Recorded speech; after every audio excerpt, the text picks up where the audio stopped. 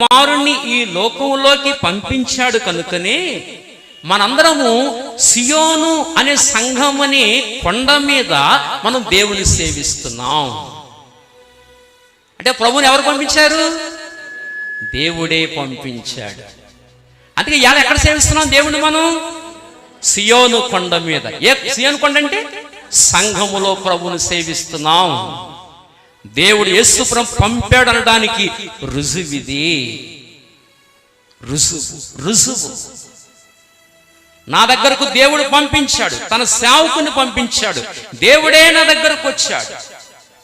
నువ్వు నమ్మకపోవచ్చు, సేవకుడు వచ్చాడంటే సేవకుల్లో ఉండి దేవుడు వచ్చాడు. అంటే నీ వాళ్ళు నువ్వు దేవుని ఎక్కడ సేవిస్తున్నావు అంటే సియోను కొండ మీద సేవిస్తున్నావు, సంఘములో నువ్వు సేవిస్తున్నావు దేవుడిని. అంటే దేవుడు నీ దగ్గరికి వచ్చాడు. అది అంతే. సంఘం అని కొండ సియోను కొండలో సేవిస్తున్నావు దేవుణ్ణి. దేవుడు పంపించను అనడానికి రుజువిది.